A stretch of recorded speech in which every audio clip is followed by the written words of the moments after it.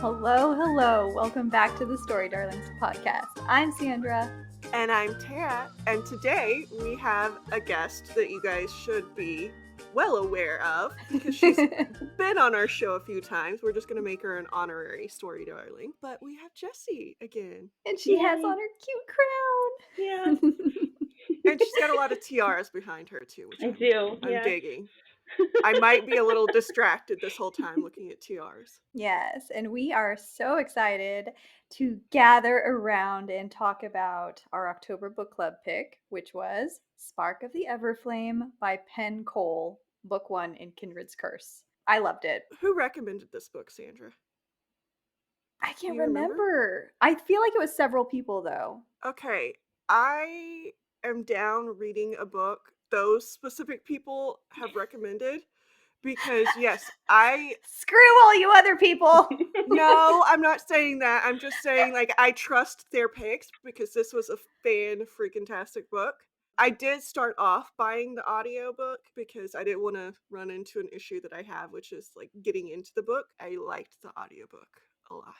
Did you listen to the audio, Jessie? I did not. So this book has been on my radar for several months now. One of my friends on Bookstagram, Christy, recommended it to me when I was like, I really just need a good romantasy, guys. Like, what should I read? And I got a bunch of suggestions, and she always has impeccable taste. But she told me to read this one, and she was like, the last book comes out July 31st. And I was like, sold. Finished series. I'm here for it. And then she messaged me a couple days later and was like, it got pushed back indefinitely, so maybe don't start it right away. Like, okay, I hate when that happens. And the last book still has not been announced for a published date. Author Penn Cole, hint, hint, nudge, nudge, whenever you want to let us know. But you guys said that you were going to read it for October, so I was like, all right, I will dive in head first. And I did. I devoured the first book in 24 hours, as I am known to do, and then I finished the rest of the series by 2 days later. So I know you guys only read the first book. Buckle up. Oh, man. Does it stay true to being really, really good, or does it fall off like some books do in later? So it's so funny that you guys loved this book so much because this book was a 4-star read for me. Book 2 was like a 7-star read for me on a scale of 1 to 5. I can't hype it up enough. And we're going to get into it, but this book was like a prologue to the explosion that the rest of the series has been so far. I did get that sense of being a prologue, kind of setting you up for big things happening. Do we want to begin by talking about just what, not the first book, but just the series in general is about, non-spoilers, and then dive into what we think of all of the love story and all the different tropes and that kind of thing? Go for it. So the context of the book is millennia ago, 9 immortal siblings came to this world, this mortal world, after their own world was destroyed, and they each brought a grivern. Is that how you guys say it? Yeah. I was like, what are these creatures? It's like a griffin or like with a wyvern, I think. Yeah. And so they brought these creatures, 9 of them, and they settled the world, and they each fell in love with a mortal and bound themselves to them. Like, they gave up their immortality, right? Mm-hmm. And then the offspring of these pairings became the descended. So this world is interesting because you have this kind of settlement of their planet happening, but also you have this old religion of this Everflame. There's still this faction of people that believe in that. And so that kind of sets up the conflict of the world with that. And then you have enemies to lovers and a love triangle. I know. I'm like, I mean, slightly. There was like 30 seconds, right? Yeah, there was. It's advertised as enemies to lovers. For me, it's more like he falls first and she fights it. Oh, the girl rage in this book, I'm all about it too. She is so feisty. But they're supposed to be enemies, right? Like, yeah, because she's mortal and he's descended, so that's where I'm. So they're supposed to be, even if they don't truly feel that way. There's definitely some class Romeo and Juliet action going on. And then kind of the context we get about the protagonist is her name is Diem Bellator, and her mother is orally, and she is a healer, specifically a royal healer. And one day she disappears during the Blood Sun. And then it's like a passage of 6 months. And it's the story of Diem, who's 20 years old, trying to pick up some responsibilities and become a healer herself so that her brother can stay in the Descended school and then eventually go to this prestigious Sophos University. And the mystery of figuring out what happened to her mom and just kind of these world conflicts bubbling up. The names gave very mythological vibes because like Sophocles and Sophos and Yes. Diem even is a Latin word. The word for goddess is and god is very, very close to that. And so the whole time I'm listening to these names, I am thinking mythologically, ooh, are we giving something away? Are we giving something away with what we're naming people? And something else with the naming of people that I think is interesting is I found out after I finished the books that Penn lives in France, and you can really see some of that French influence in the names of her characters. And I think it's kind of beautiful. Yeah, you can really see it. I'm like touching the books. I'm just so excited.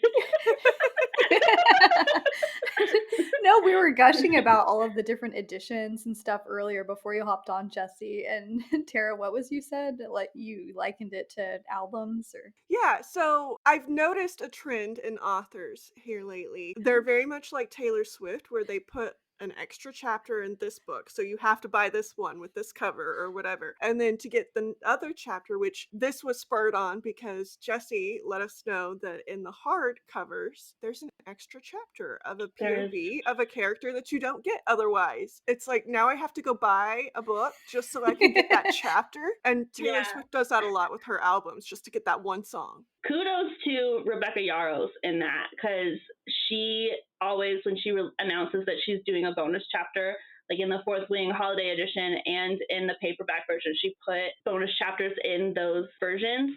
But she also was really specific, like, you can find these on my website. You don't have to buy the books to read these chapters. And I thought that was a beautiful way to do it, because there are people like me who, it's like Pokemon and I got to catch them all. There's other people who are like, I just want one copy of this book, but I don't want to miss out. And I think that that's a great way to handle that. So I don't know if Penn is going to do the same thing. Hint, hint, wink, wink. Yeah. I feel like it's also a difference though, because like Sarah J. Maas and Rebecca Yarros are huge, right? And then you have Penn Cole, like this was originally indie, right? Yes. I don't know when she got picked up, but she got picked up, and that's why we're getting delays in the last book. I don't know the ins and outs of traditional publishing, but I know that that's part of the delays, that she's switching over. She was really clear that she's going to publish the fourth book in the indie version so that people who've been with her the whole time can have a completed set of physical books before she does the traditional release. So I think that that's really nice. Yeah, that Even is though nice. that's going to mean, because I bought the traditionally published first one, it's going to take me extra long to get physical copies. She's also leaving them on Kindle Unlimited for people. So I think she's doing pretty good in her transition period. Isn't that the same thing that happened with the Everking books, Tara? Like the fourth book was supposed to be released and it went traditional publisher and it got pushed back. So apparently we're good at picking books, so we just need to continue picking books and get author sponsors or something, because one day. The same thing happened for Raven Kennedy with the Plated Prisoner series. She just released Goldfinch, which is the last book in her series, but it got delayed a couple times because of the traditional publishing switchover. So I saw those books at Barnes yesterday, and the pages are that golden kind of yellow color. I want so them pretty, so aren't bad. They're very pretty books. So easy. So that's another series that is on our read list at some point when we get time here. But yeah, Jesse, would you be open to talking about the next couple books with us as well in this series? Yeah, 1,000%. 1,000%. Yes. This was my least favorite book in this series, and I loved it. Okay, we'll do a little Jesse mini series. I've got grading to do this weekend, and I don't think I'm going to be getting much grading done because I'm going to be listening to this. It may be good, it may be bad for you. Depends on how much you piss me off. I mean, if it helps, I could suggest that you guys just have Glow of the Everflame be your November book club pick. You just finish out the year with each month having one of these as your book club pick. What we've been doing is we just pick a book and then we end up reading the whole series, and that just fills up our whole month is the series. So maybe like the series is October's read. Squeeze it. Yeah. All right. I mean, Test yourself. I mean, I was very much like Jesse in this one. I finished it in like 5 hours over 2 different days. I listened to it at work while I was just like doing menial tasks. Yeah, this was the first one especially was a very quick read. I did devour the second one in like 12 hours, but that's because it just consumed my soul. It's a little bit longer than this one, and then the third one I think is like way longer, but Yeah. though you want those extra pages in the Yeah. next 2 books. So I'm excited for you guys to read them. Well, Okay. speaking of all the excitement, do we want to dive into spoilers and talk about just whether it's characters or anything that happened, favorite scenes, what the fuck moments? Okay, so I'm Yeah, gonna we do. do a favorite scene, what the fuck moment. Like, I don't know what this is, but I got very Hunger Games vibes off of the like love triangle that we had going on, right? Yeah. Because okay, so Henry to me started out very much like Gale in Hunger Games, right? He's the boy next door, he's the friend, he's the one you want her to get with, right? He's cute, he's friendly. Jesse's like, no. And then he does something stupid as crap involving a bombing. Because that's what happens to Gale too. Like he bombs a place. Spoiler alert. Hey, we said spoilers. We said spoilers. That's true. Not for the Hunger Games, but we. Oh. Okay, if you have not read or seen something in the Hunger Games at this point, like I'm sorry, but I don't know how you've managed to miss it. And then you kind of gravitate towards the person that you're not supposed to really be feeling her with, but you are, and so it feels awkward. Well. I did like Luther the whole time. I liked him a lot more than I liked Yeah. PETA, though, because PETA, I don't know, was just very dull to me, whereas Luther's not. So there's a little bit of a difference there, but like, Oh, Luther? Yeah. not at all dull.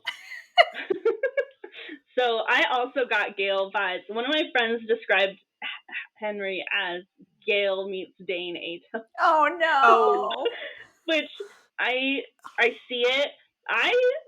Dane had a redemption for me in the second book. I know, I feel like that's really controversial to say, but I definitely saw Gale, which is funny because I was a huge Gale fan in all of the Hunger Games. I like loved him so much, and immediately I read her talking to him and I was like, immediately no. Immediately not my vibe at all. Like, and I don't know if it's because I was told this was an enemies to lovers book before I went in, so it's like I know he's not the guy for her, but he just wasn't it for, like, nothing he did worked for me in the whole book, start to finish.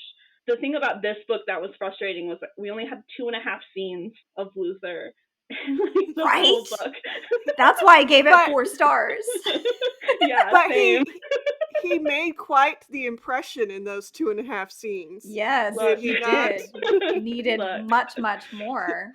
You know what? I liked Henry at first because he was funny. He had kind of those little snarky quips and stuff, and then there was like the marriage kind of comment about you stay at home and rear children, and I was like, hell no. Yes. Look, I can see the Dane vibes off of that because Dane was always putting down Violet, so I can see that, but otherwise I didn't see Dane in him at all. I saw Gale. There was wavering chemistry between them for me. There were some scenes where they had decent chemistry, and then there were other scenes that I'm like, do you even know each other? Yeah. That's what it was for me, was it, because for me personally, like, there's nothing wrong with wanting to be a stay-at-home wife. That traditional dynamic between a man and a woman, you know, whatever, that Henry was looking for. And I was like, I'm here for it for you, bro, but she is clearly not it. Like, you guys have been best friends for 20 years, and You don't know that she has this deep-seated yearning for adventure that clearly doesn't match up with what you want. That really got to me. Well, Yeah. and doesn't he even say the line, choose something for yourself, when he knows that she doesn't actually want to be a healer? And then he's trying to force her into what he wants her to be. Like, but Mhm. that's not the same thing. Yeah. It's what he was really saying was choose something for me and not for your Yes. mom. Yeah. Tara, did you get the vibe that Henry's gonna end up with Lana in this book? Lana was the other who ended up being a guardian, and she's Oh, like the a healer? apprentice healer chick, the blonde, doe-eyed girl. I don't know. I didn't get any vibes off of Lana. I feel like we're gonna find out more about Lana later, but Mm. I didn't get What is Jesse's that face is thing? telling us. But yeah, Oh, I love it. That's such an interesting theory, Sandra. Thank you for Well, maybe no, spoiler alerts for another book too, guys. no, there was that first Guardian meeting that Diem goes to, and Lana Mhm. like runs up to Henry all Oh, okay, yeah. excited and da da da. And And I then just feel like he's looking for that girl that's like all into the Guardians and just like that's his has perfect drank the woman. Kool-Aid. Yeah, He yeah. wants somebody who's drank the Kool-Aid. And sorry, that's not Diem.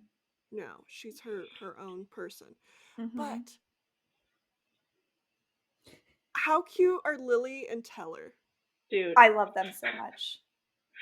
Yeah. Those Lily was those my are the ones that favorite. I hope find a way to be together. Lily was my favorite across the board immediately upon meeting her. Like, this is my girl. I'm here for it. And I think that was part of the reason why I didn't like Henry right away, is Teller didn't like Henry.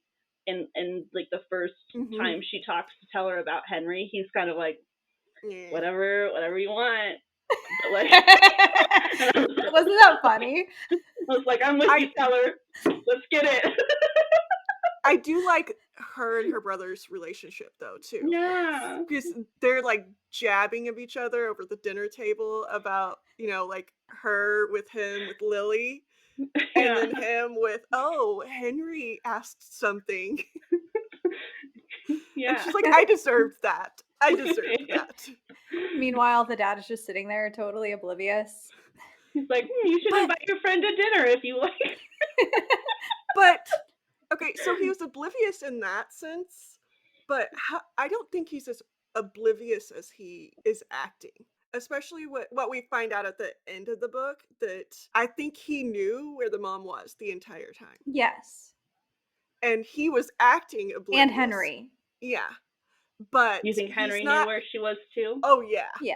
Interesting. Because I feel like she's there on guardian business.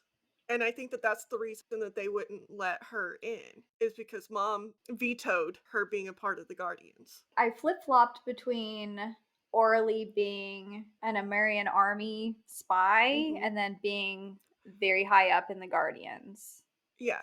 And I think Orly knows exactly what Diem is, how powerful she is, which is why she was giving her the potion or whatever that only the king can sign off on. I think the king wanted her not powerful as well, because that scene where she goes and sees the king, he's like, oh, you finally came.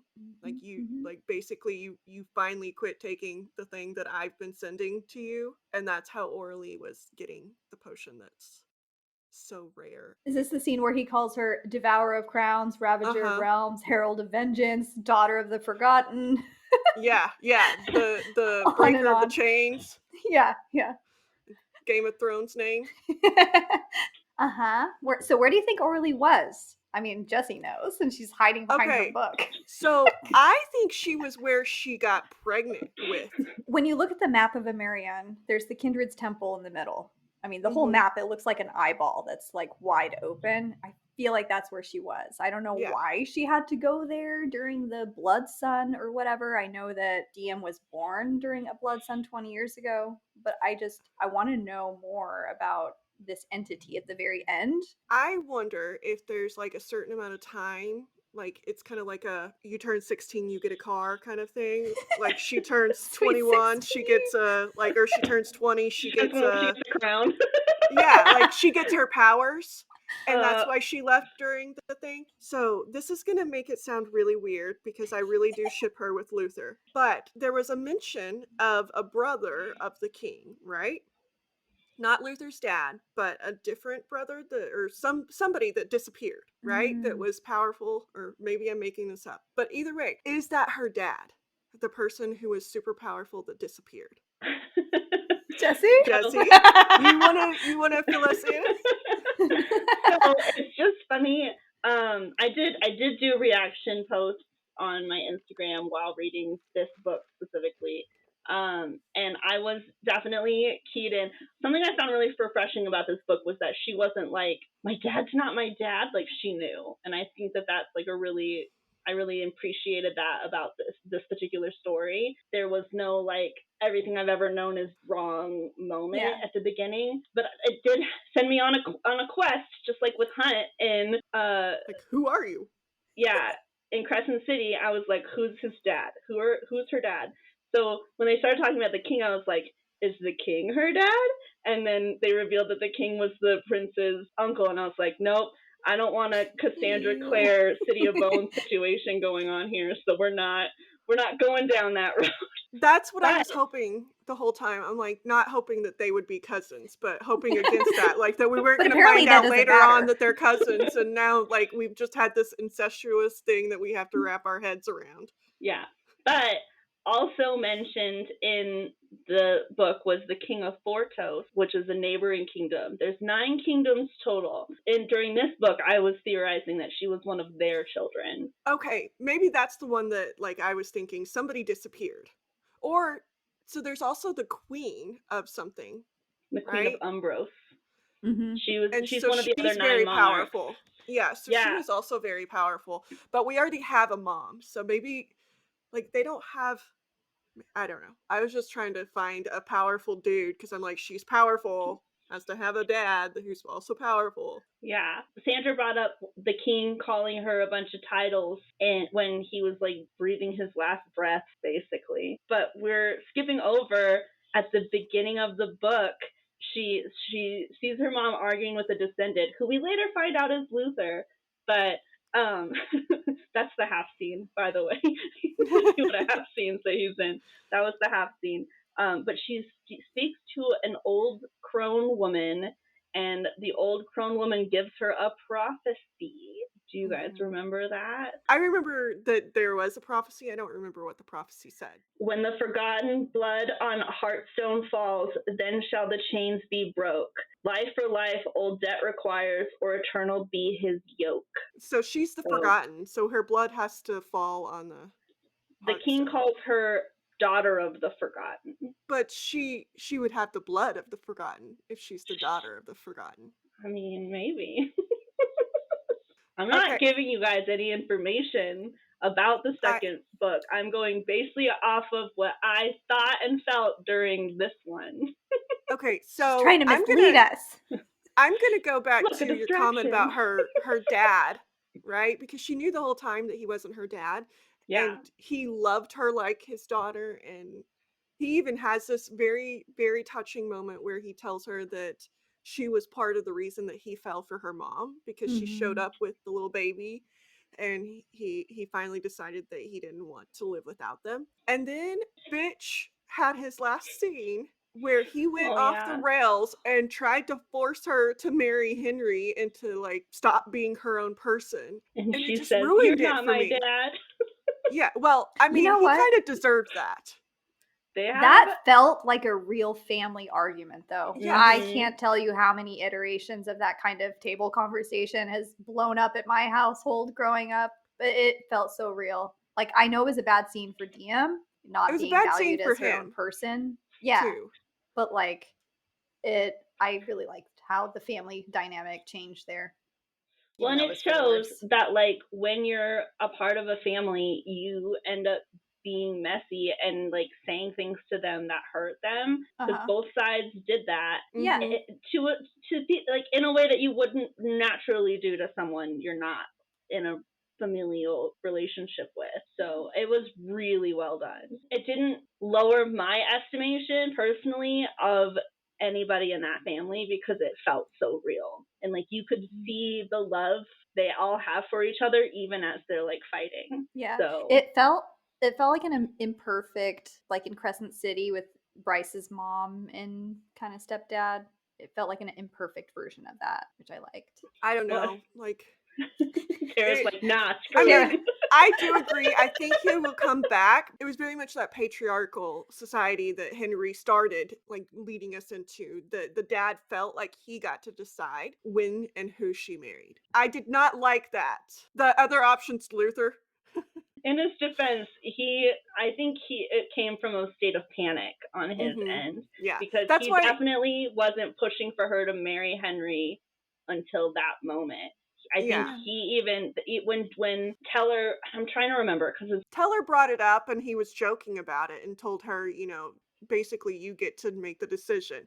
And so that's where I'm saying, like, I'm leaving it with a grain of salt that that's really him and not this panicked mode.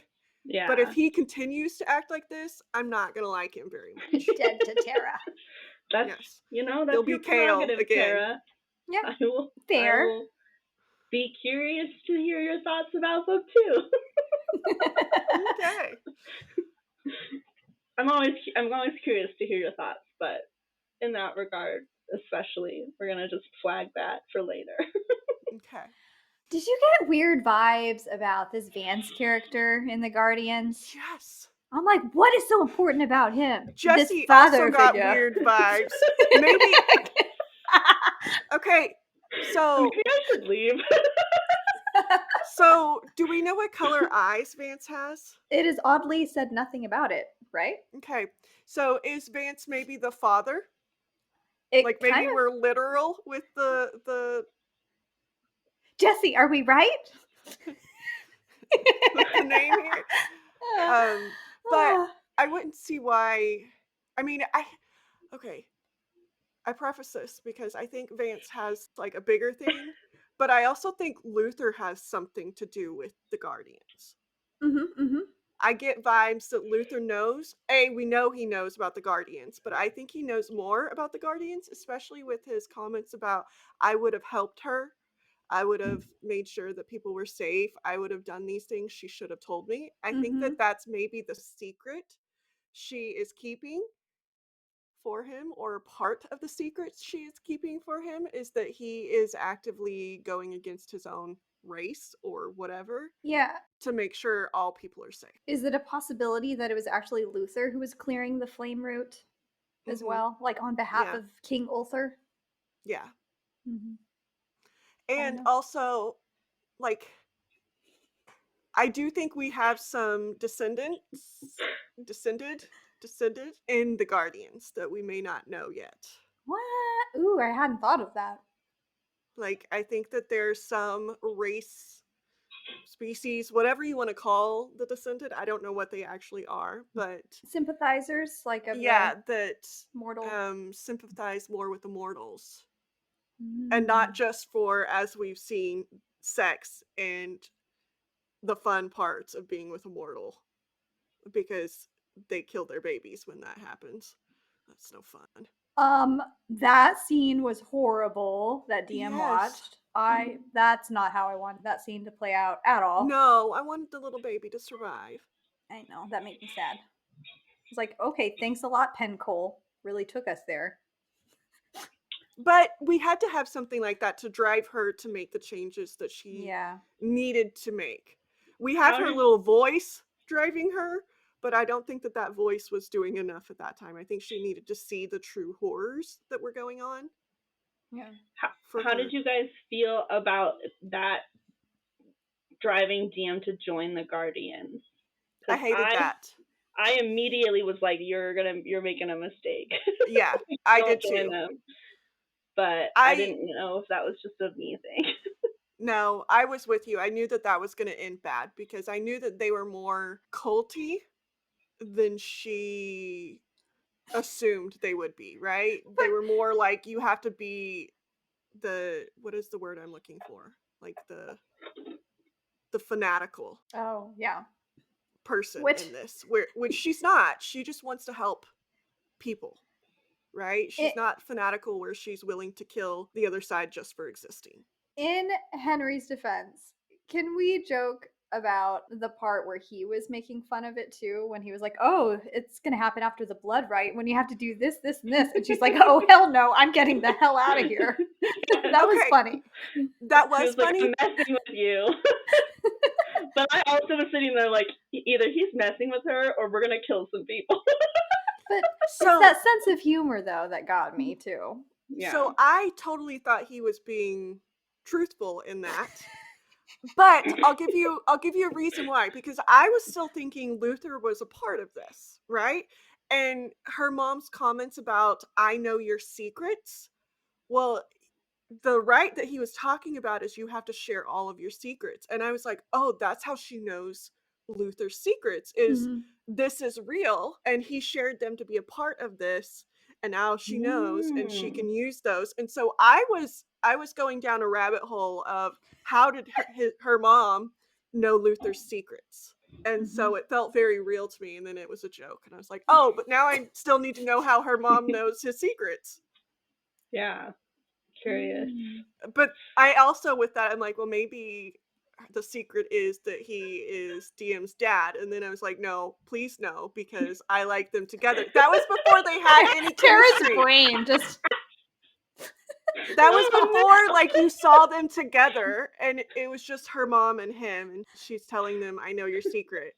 And I'm like, oh, is he her dad? who's my daddy? So Are I you was my trying to dad? look for answers in every scene, okay? Yeah. Oh, that's hilarious. He's not her dad, hopefully. Hopefully. Please, Jesse, give me a spoiler that he is not her dad. I will confirm he is not her father. Luther Okay, thank is you. not the father. Okay. Good. Maury We're Povich, good. you should have been like, and the results are in. Luther is, you are not the father. I just If really he don't want is- an incestuous love thing that I really get invested in, and then I can't Look, anymore. if in book 4, Penn Cole's like, surprise! Hard I will be turn. thrown. Hard pass on that, Pinnacle. Hard pass. I cannot get invested for 3 books and a couple, and then you tell me that, oh, by the way. No. It's not. That's not. Do we find out her father? Maybe. Maybe? Okay. It's a possibility or two. Is it like Mamma Mia, where it could be 4 different people, we just don't know? I don't know. Like, she doesn't what really know? Tara, Like, mom had a hoe calm face. down. You're gonna get there. Just listen for about 3 hours, double and a half speed. What are words? I don't know. What do we think about the Diem proving herself with that spy mission she goes on in that house of the Descended, where she talks to the little boy and the little girl and steals the armory information? Hated Henry in that scene, because I knew he had a part in making that kid sick, and I hated him for that. That pissed me off, yeah. Yeah. That was my beginning of Henry is dead to me. But I hold also, a grudge. But so not much just about Henry, though, because she gets to see, like, into the everyday lives of the Descended. Mm-hmm. This is something that I really appreciated about Penn Cole. This whole book is like a setup book, which is very common in fantasy. Like, The Way of Kings was a huge setup book for Stormlight Archive. Guild is a huge setup book for Plated Prisoners. This book was like a lot of setup, which I'm not complaining about, really, because it was still interesting enough that I read it in a day. But I hated the dad in that scene too. Yeah. It's very much you listen to me, you're important, nobody else is important. Right. But we get to see into Descended culture, and this is where we really get to, Diem really gets to see that, like, they're people too. She hasn't had any experience with them. She sees them as monsters, just like, I mean, and the scene with the child, and where she tries to rescue the child, and the descendant kills the woman and the kid and like leaves, does paint them as monsters. And, you know, because they're different species of people, basically, like you get a lot of that. And so the scene with her and the little kids was really important to me, because that's where she starts to be like, I don't think they all deserve to die, whereas Henry's like, nah, let's kill them all. But I think she had some of that empathy for them. I mean, maybe not knowing their daily life and that they had struggles too, but she's been a healer for some of them, right? So No. Yeah. But her mom wouldn't let her go near the descended. So up That's until right. she starts going to the palace, Okay. she hasn't had any interaction with them in any capacity. Okay, Other because I than thought she had them, healed some of them, like Mm-mm. outside of the palace area. I don't believe so. So this is like her first real experience with them. She had a lot of empathy for the people that she healed. And so I got the sense that she was never like Henry. Like she never wanted them all to die. Like I think she had some empathy for people as people, no matter their kind of species. But I do think she got to see a little bit more of their home life, in the sense that it's pretty much the same as mine. And in this one particular instance, I think she felt better about her home life because she had a mom that loved her. She had a dad that loved her. She had a brother that loved her. Whereas this family didn't. The dad didn't give a shit about his kids. The mom was off who knows where when her child was sick. And the little brother was trying to be the man of the house, right? Trying to live up to his father's expectations of him. And so you just didn't feel a lot of love. And so I think she went even further into that empathy of, they may have it worse than I do in some aspects, depending on who they are. She didn't see a lot of love between parent and child, but you did get to see love between brother and sister in that scene. And you got to see how the father was basically trying to train that out of his son. Yes. And she was seeing where the cycle started, the chain of abuse that just continued to perpetuate within this society that she doesn't know too much about. Yeah. For sure. Because, and I think she definitely was starting to realize, because in her healing, she's gone to other people's homes, other mortals' homes. So I think she did get to see, they're just like us in a lot of ways. And you see at the end of that scene, the brother chooses what the dad is teaching him over staying with his sister. And so you saw that love between them, but you also saw it kind of end. Like, this is a spot. Well, you see it dying, for sure. Yeah. Sandra, you look so sad. No, it's like DMC's, for the mortals that she serves, they're starving, right? They're sick, they're starving. And then on the flip side, for the descendant, they're starving for love and care and that connection between the family members. So it's like a very different kind of sickness in a way. That humanity, might we say? Yeah.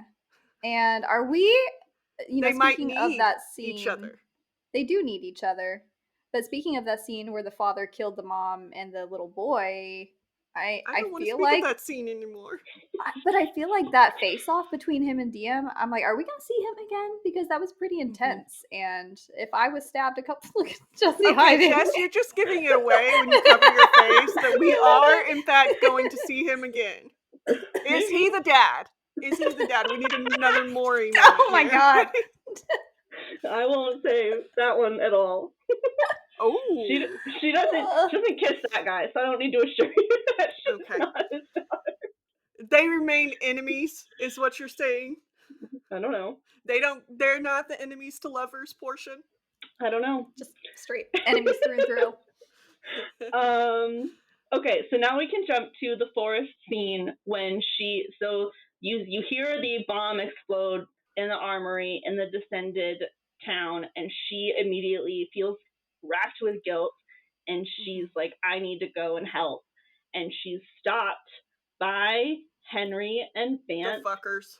And Co. And this scene is where I was like, I know that I'm right in not liking Henry, because it felt really dark. You've got 6 burly, strong men being like, we will take you by force if we need to, little girl, is the vibe. I understand that, like, that's not probably how they intended it, but they were. I think you're it right. was. I think That's it was because at least 2 of those have already made suggestive, yeah.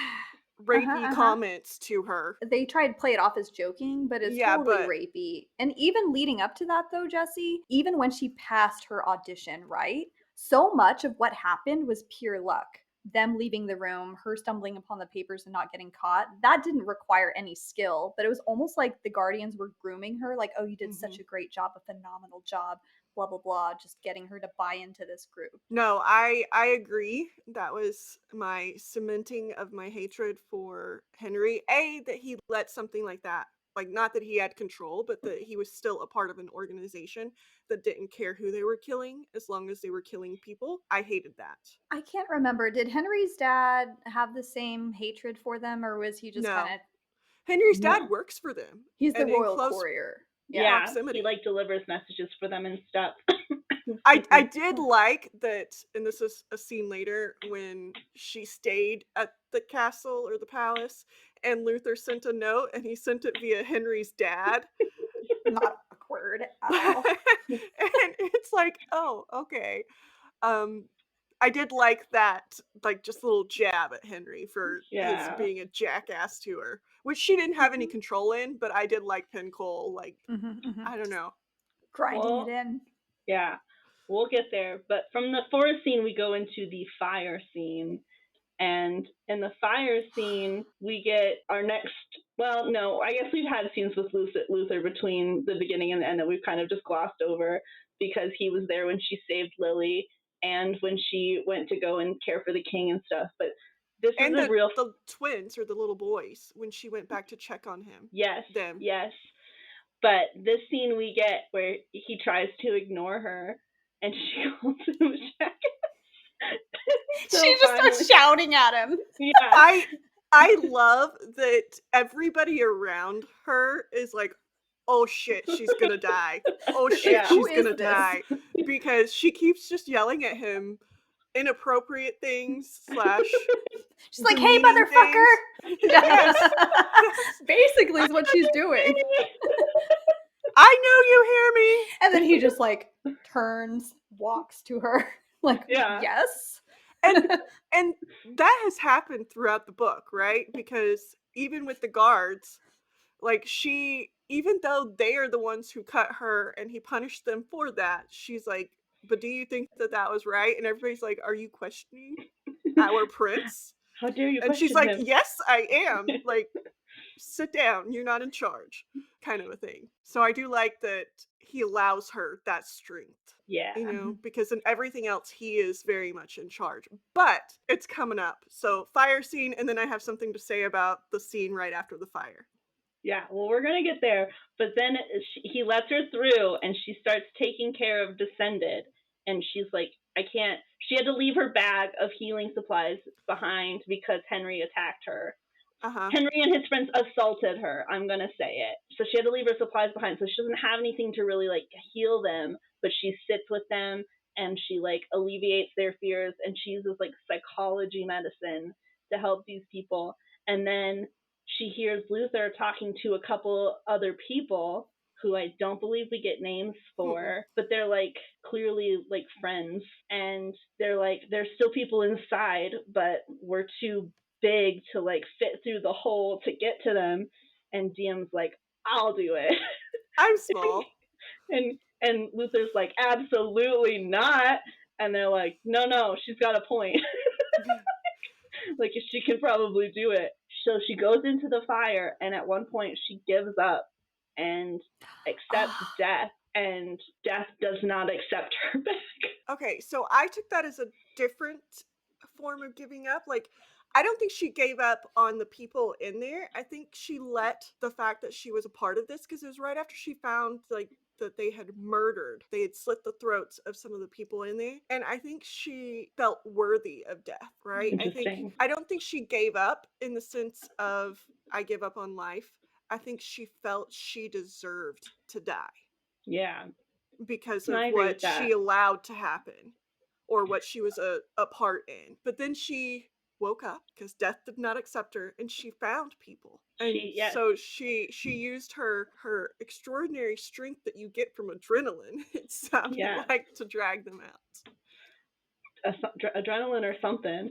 Yeah. And well, the story she gave was like the moms who can lift the car or whatever, and that is adrenaline kicking in. So the carriage. Yeah. I liked that she fantasy made that statement. Like, she turned that statement that we all hear in our everyday life into a fantasy statement. It was cool. There was one part in that scene, she tells the conscious dude that she's going to put him on the unconscious dude and use the unconscious dude as a stretcher. And I was like, I don't know that my EMT friends would suggest that. I feel like that's not how that would. I don't know that that's a good idea, but okay. I was like, the guy is crushed from his pelvis down. I'm like, is this good? Well, I know the other guy's passed otherwise, out, but so yeah.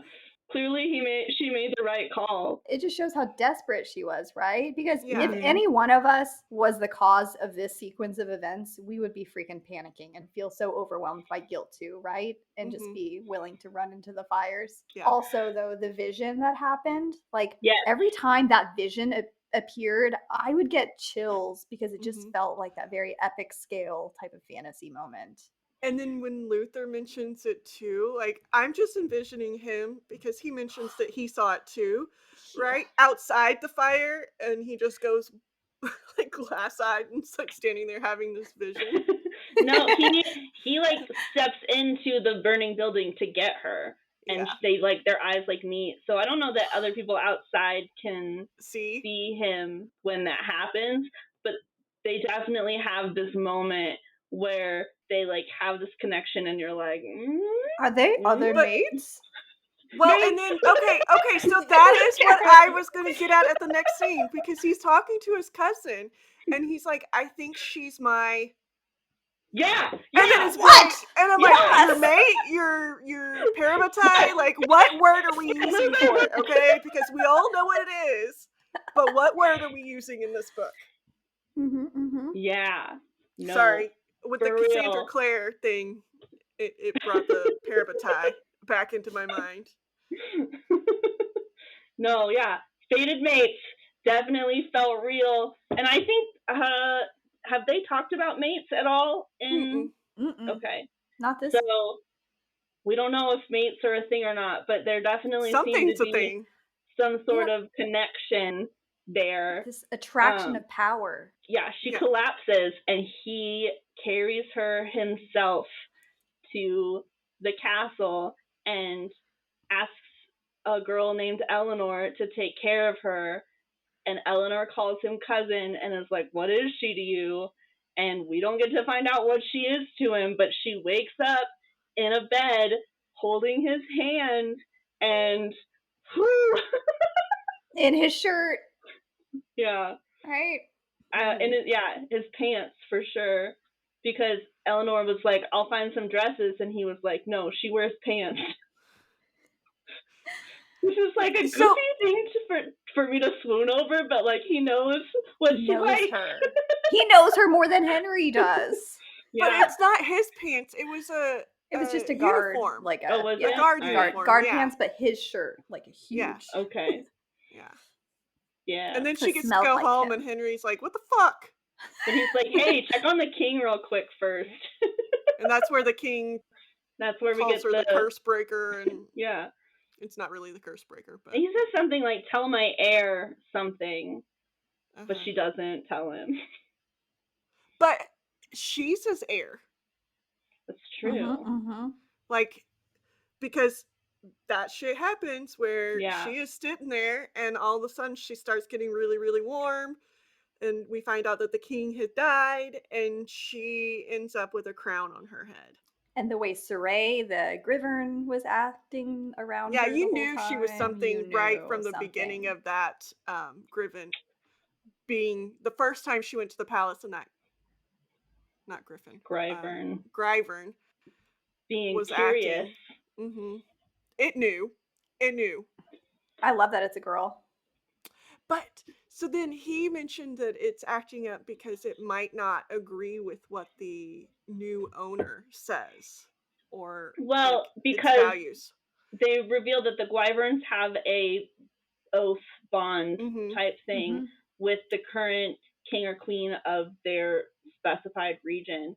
And so they are magically bound to do whatever that person says, whether they agree with them or not. What I was getting at there is I'm wondering what the Wyvern, what kind of personality it has outside of the king, right? Because right now we only know what it does because of the king, and it's acting up because it has to do what the new person says.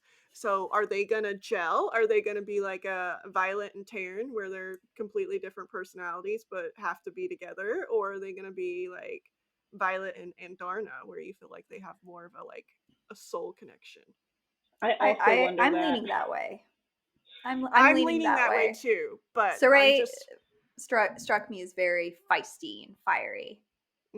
So I'm hoping that they get along swimmingly or flyingly, and all of the above. we get a badass power couple. That would be cute. Jess, thank you for your input on that. I don't know. I have no clue. I'm worried because in the lore that we're given, 9 Grivern came, 2 were killed, so we know they can be killed. And I'm just, with this escalating conflict between the Guardians of the Everflame and the Descended. I think it would take a lot to kill them, though. I'm hoping. Yeah. I'm hoping they're not like fragile little birds.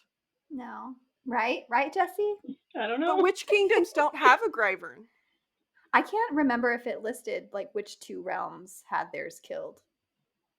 And what happens? Like, are they just not as strong? Like, I feel like there's some lore behind having a Gryvern, so there has to be something that they lose because their Gryvern dies. I mean, obviously it's not Fourth Wing level. No, I think they were dies. I think they were just killed during the first Blood War, and I feel like that's what we're building up toward, is like a second. I feel like they're important to something. I mean, like I was saying, like not as important as Fourth Wing's dragons, like where the rider dies if the wyvern dies, but or the dragon dies. I feel like there has to be some power diminishing because your wyvern died. Maybe.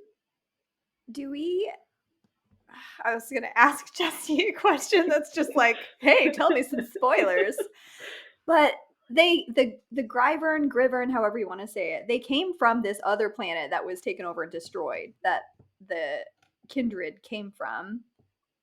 I wonder if we'll learn anything more about that, if that will have any little consequences that trickle down to this place. I don't know. I don't know. I'm just okay. Maybe there's some others that are still like, I don't know, like Superman and Autobots, Transformers. Maybe there's some other like people that are alive from the other planet that come and like don't like them very much. I want to know more about this. I'm going way too far, I think, but anything is possible. I feel like Orly was at the Kindred's temple at the end, and I want to know if the Kindred is actually dead or not, because if they are alive, it's very possible that's her dad. That other conflict. Maybe her dad is actually a Kindred who is still alive. She's that's a what Michelson. I'm thinking. She's a Hope Michelson. Oh, you don't know that reference. Sorry, Sandra. I don't know that reference. From the original. I know the Michelsons now. I'm that far. Oh, you know Klaus? Do you know I know Klaus and Rebecca and Elijah. Hello, darling. Now we're switching to Vampire Diaries. Okay, sorry. Specifically the TV show, because the books are way different. Yeah. Are they way different? Mm-hmm. Yeah. I wanted to read them. No. Okay. Klaus is a completely different character. He is cute in the show. I don't know that I could read a Klaus that's way different and be invested in him at all. Well, you don't need to be. We can't talk about it. I can't talk about it. Okay. Thanks. Does it hurt your heart? Is that why we can't talk about it? Or she doesn't want to spoil it for me. Yeah. Something. I don't want to talk about it. Okay. I get heated. So back to the topic. We are bad at like venturing No, we're Yeah, we good. are. I just can't talk about Vampire Diaries without getting heated. So, Strong feelings. justice for L.J. Smith. That's all I can say. It reminds me, because I've read a couple books since I read this one, is the scene where she is leaving after seeing the king. That's when she tells Luther that she quit. She's going to quit the healers, and that she'll probably never see him again. And he's like, you are totally allowed to kill me if you want to. Okay, we have to talk about the fact that scene kind of felt like it came out of left field, but I was not upset. I don't know. It didn't come out of left field for me, like, because There's been so much tension and buildup. Yeah. Even the pat down. I knew where she was coming from, and I also had an inkling when he stopped talking, or when we stopped hearing him, what his words were after I think she's my, and so Interesting. I think that in my head it was a clear continuation of him acknowledging that if she's not a part of his life, he might as well not be alive, kind of a thing. That's interesting. And that, I didn't like, pick up on if that's what it took to convince her that he wasn't a horrible person, she could do that, because if she believes him to be a horrible person and doesn't want to have anything to do with him, like, he's like, you've just gutted me anyway. So I want to put a pin in the she's my statement and discuss it with both of you after we find out what she is. After you read the next book, because I'm gonna say this. I personally don't think he was gonna say what you think he was going to say. Ooh. And that's all I'm gonna say. Okay. Well, in my head, he was. Okay. It's still there. Yeah, anyway, like, there's never a situation where she's like, what were you saying while I was passed out? So, like, he could have said a couple of things, is all I'm gonna say on that. Was he about to say, I think she's my daughter? No. Oh, jeez. Here we Does go he again. think she's his daughter? Not the father, Tera. This is weird. That was a joke. I know.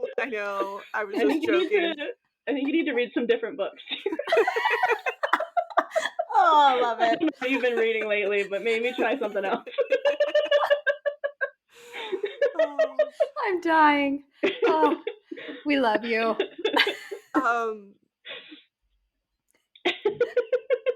I'm trying to remember how this one ends, too. What books have you been reading now? No.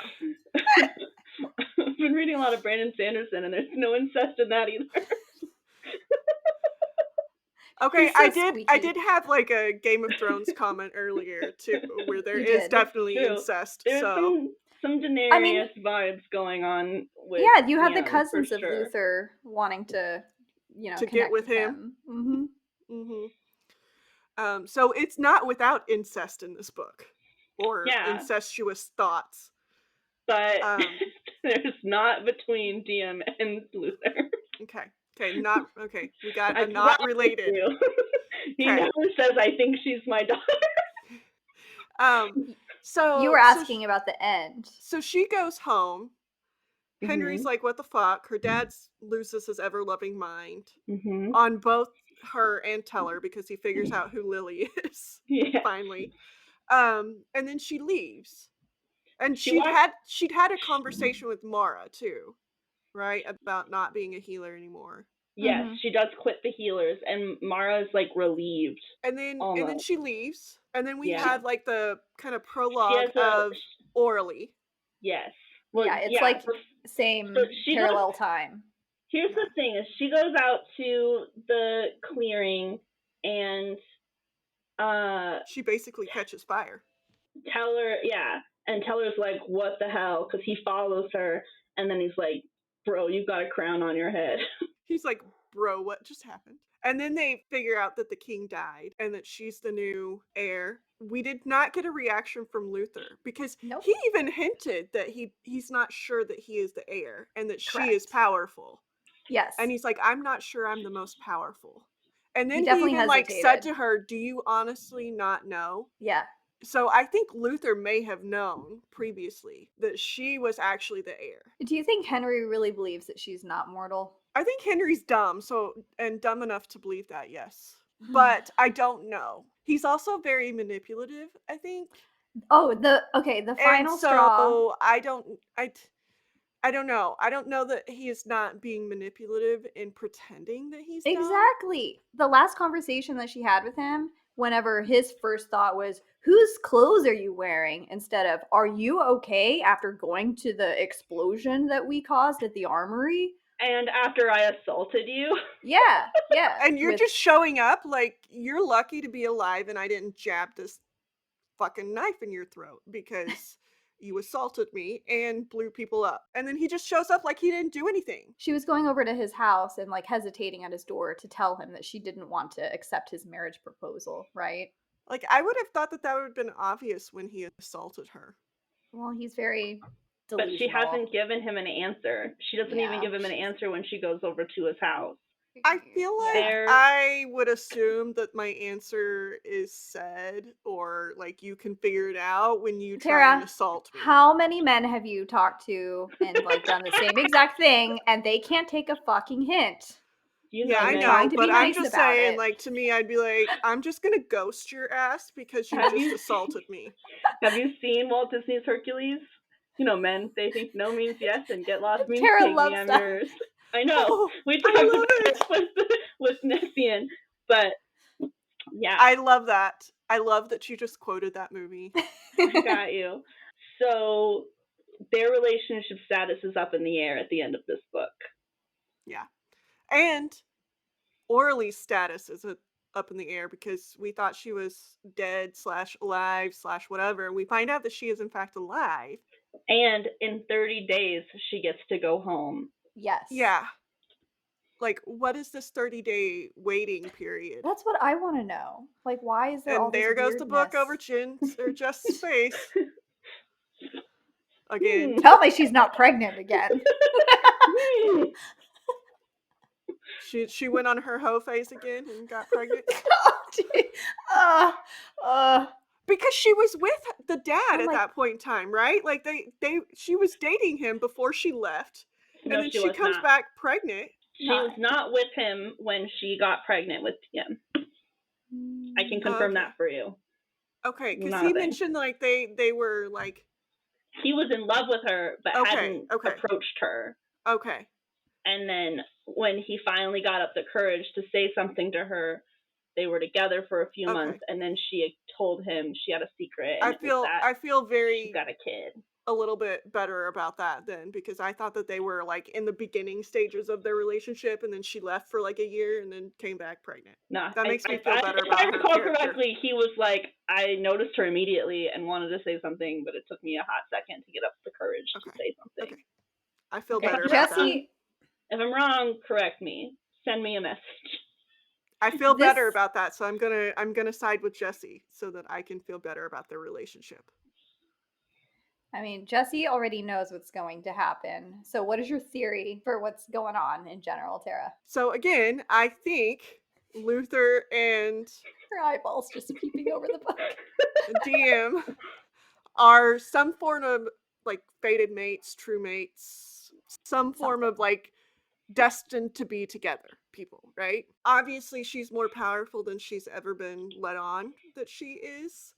And should have picked up on some of that because there's a whole bunch of I don't know why I'm so strong. I don't know why I heal. I don't know why this knife isn't puncturing me. And it's like, bitch, you are powerful. Like, I don't know how many more clues you need here, which I think is what Luther was saying. Like, honestly, have you not caught on? I think Orly either is one of the kindred and she's been hiding it, or she got with one of the kindred, or a very powerful descendant, and that is the father. I hope the Guardians are wiped out. After, like, there's going to be a war of some sort, right? Like, the Guardians aren't just going to give up because they're... Yeah, I mean, the dad's getting called out. They're fanatical, right? Hopefully she gets to move into the palace and, like, boss around some people who were bitches to her, because I really want that for her. Be like, now I'm the king. Leave my presence. In my head, was there a 10th kindred that was just all powerful and refused to give up their immortality, and they were kind of bad news, and they were the ones that kind of led to the destruction of their own world? Or did one of the 9 not give up their immortality, is what I'm wondering about. But I do agree that I think that Diem is like the descendant of that directly. And I feel like, I don't know, the conflict with the mom is weird because it makes it feel like she's high up in this Guardians trying to protect the world from this kindred from coming back or something again. Yeah, because I don't remember who it was that disappeared. Like, there was a very brief mention of somebody who disappeared at the beginning, I thought. I have it in my head. Well, the crone lady tells Diem that her father disappeared. Maybe that's who I'm And thinking Diem's of. like, my mom told me my father's dead. And she's like, nah, he's alive. Okay, maybe that's where I have it in my head, that her father's the one who disappeared, because it literally said it on page that her father's the one who disappeared. And she's like, no, my father's dead. My mom told me my father's dead. She wouldn't lie about that. Your mom's a liar.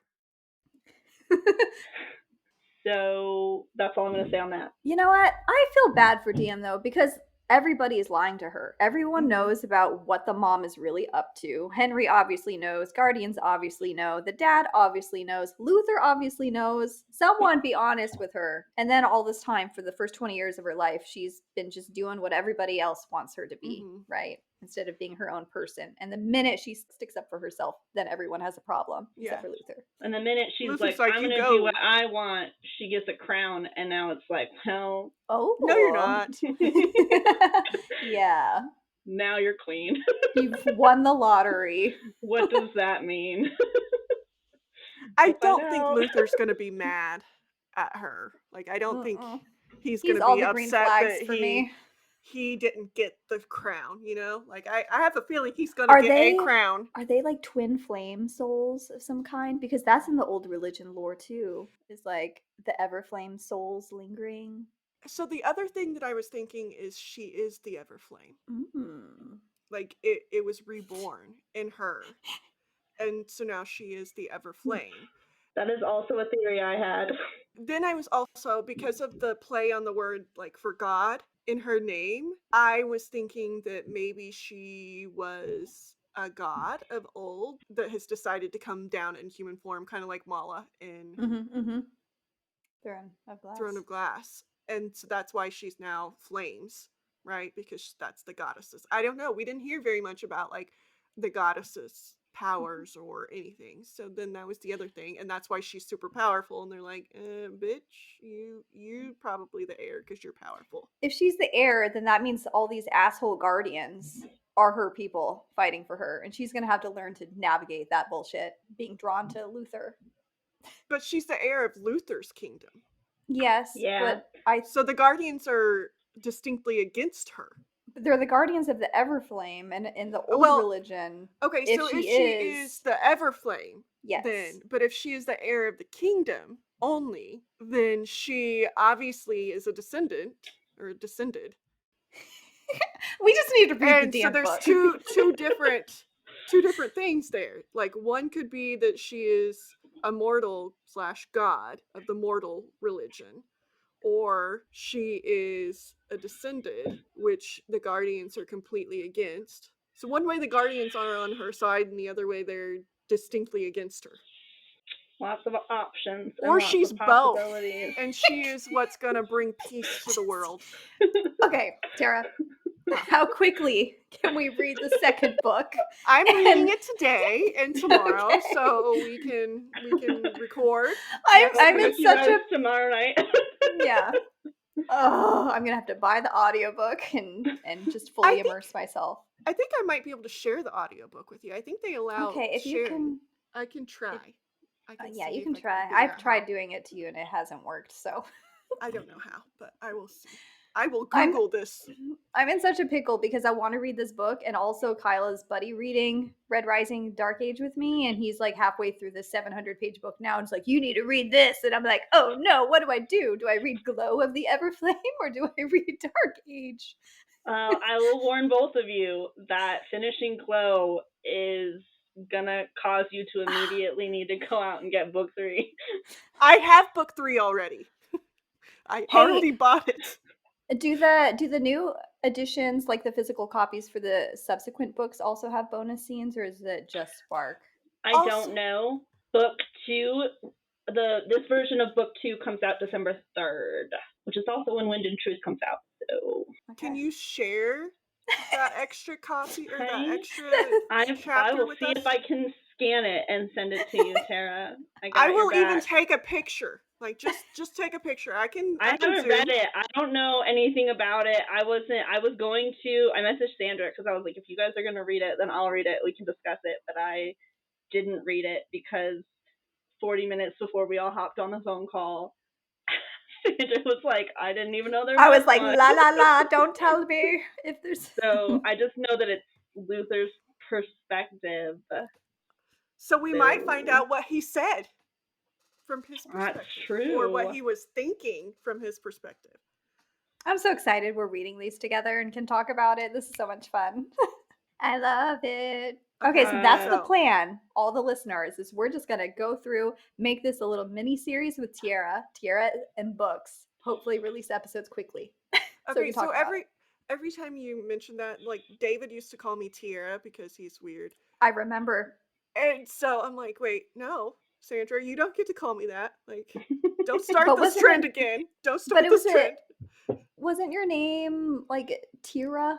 Yeah, it's supposed to be originally. Tera. Yeah, He-Man and She-Ra, my brother got to like have an influence on my name. That's cute. And then my aunt changed the spelling of my name because she didn't like the 2 E's in it. So she changed it, and now it's a weird spelling of Tera. I like it.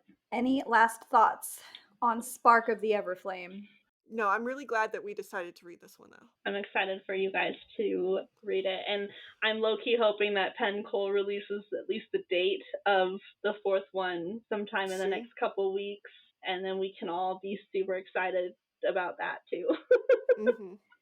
This is definitely her time because she was on Instagram posting how Spark of the Everflame hit the New York Times bestselling list. So this series, these 3 books were the books that pushed me to hit my 100 new books reading challenge of Goodreads.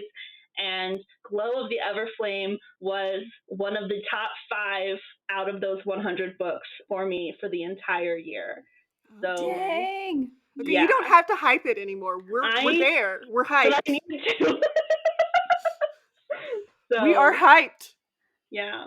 I trust Jess's taste in books, especially like fantasy too. So much. That's high praise. And thanks. Sandra, I just shared those, so you'll have to tell me if that worked. Shared what? The audio. Oh, okay.